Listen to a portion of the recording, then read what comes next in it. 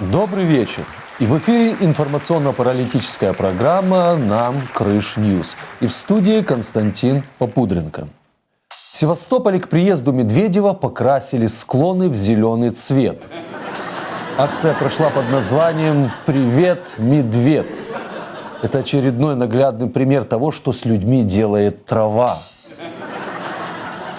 Оккупационные власти Севастополя хотели перекрасить еще и небо, но природа ясно дала понять, что она против.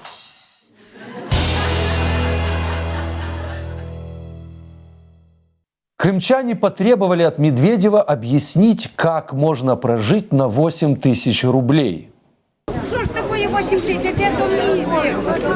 Пенсиями будем заниматься по стране. Значит, мы не можем делать только в одном месте. В одном месте пенсию. Сказали, индексация будет. Где она там прямую индексацию? Ее нигде нет. Ее нигде нет. Мы вообще не принимали. Просто денег нет. Значит, найдем деньги, сделаем индексацию. Вы держите здесь. Вам всего доброго, хорошего настроения и здоровья.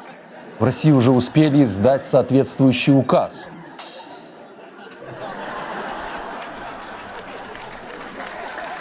Теперь понятно, под каким лозунгом пойдет на выборы «Единая Россия». Согласитесь, достойный ответ председателя правительства. Денег нет, хорошего всем настроения.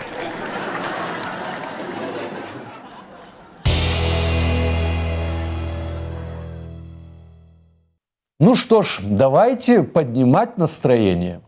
Просто денег нет. Вы держите здесь. Вам всего доброго, хорошего настроения и здоровья. Люди браво кричат, пляшут и поют, в небе звезды блестят и гремит салют.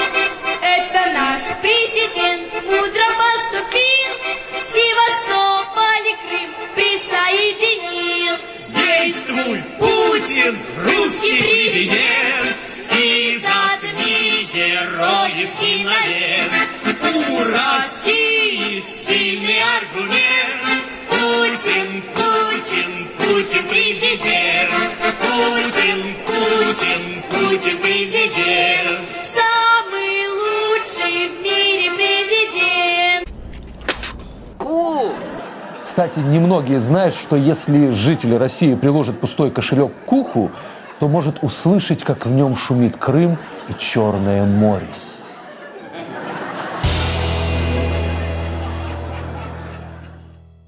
Российскому Простоквашино уже давно пора собирать совет по поиску денег. Да где денег взять? А может занять у соседей? А чем отдавать будем? Отдавать надо. Значит, надо что-нибудь продать. А что? А что-нибудь ненужное. Чтобы продать что-нибудь ненужное, нужно сначала купить что-нибудь ненужное, а у нас денег нет. Как метко заметил писатель и правозащитник Виктор Шендерович, на герб России нужно поместить Купидона. Он тоже с голой задницей, хорошо вооружен и лезет ко всем со своей любовью. Как альтернативу мы можем предложить полицейскому государству Россия и такой герб.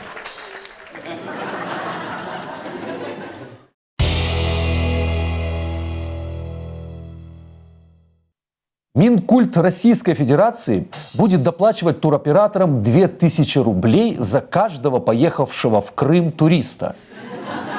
Как видим, за 2 года оккупации Крым уже превратился в полуостров невезения. И заманивание туристов уже становится классикой.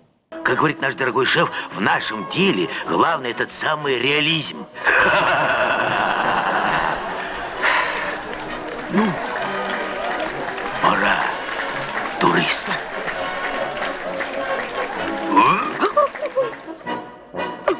Остается добавить, что те туроператоры, которые не выполнят план по туристам в Крыму, получат бесплатные путевки на другой курорт.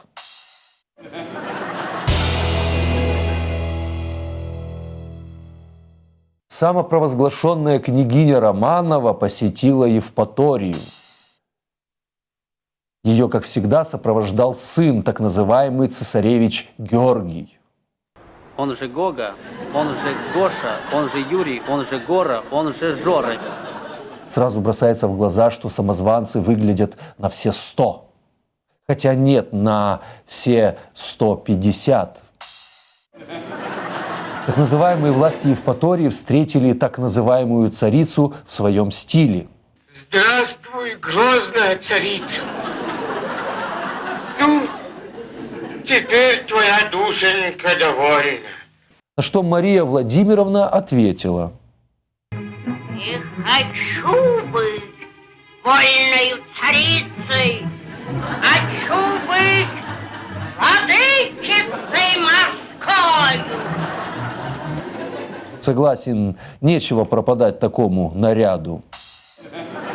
Заодно можно было отгулять праздник Нептуна. В чешуе, как жар горя, внучка батюшки царя.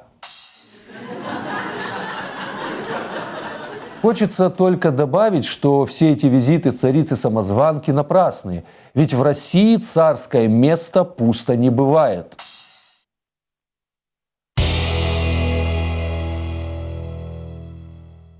В Смоленской области похоронили 19 тонн яблок с Украины. Последний путь яблоки провожал властелин всех дурацких законов России. Кстати, после того, как Ньютону на голову упало яблоко,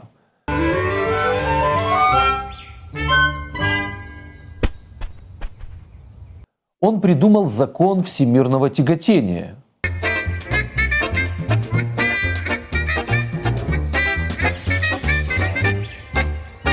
Что должно было упасть на голову Путину, чтобы придумывать свои дурацкие законы, остается загадкой.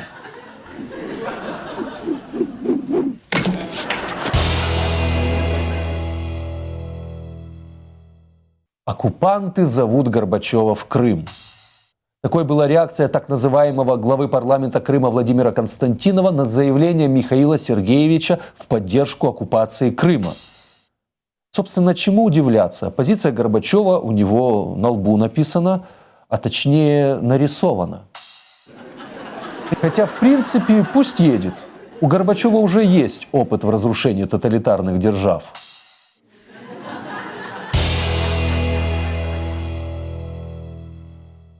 В Крыму с начала этого года бродячие собаки покусали более 400 человек. Ну что ж вы хотели? Такая теперь жизнь в Крыму. Собака бывает кусачей, только от жизни собачей. Только от жизни собачей собака бывает кусачей.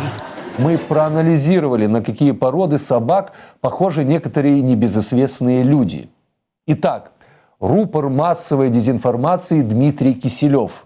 Это классическая русская борзая. Он потому такой борзый, что гавкает на всех исключительно по приказу своего хозяина. Путин похож на дворняжку. Во-первых, он живет при дворе, а во-вторых, как и все дворняжки, он лает на кого хочет и гадит там, где хочет.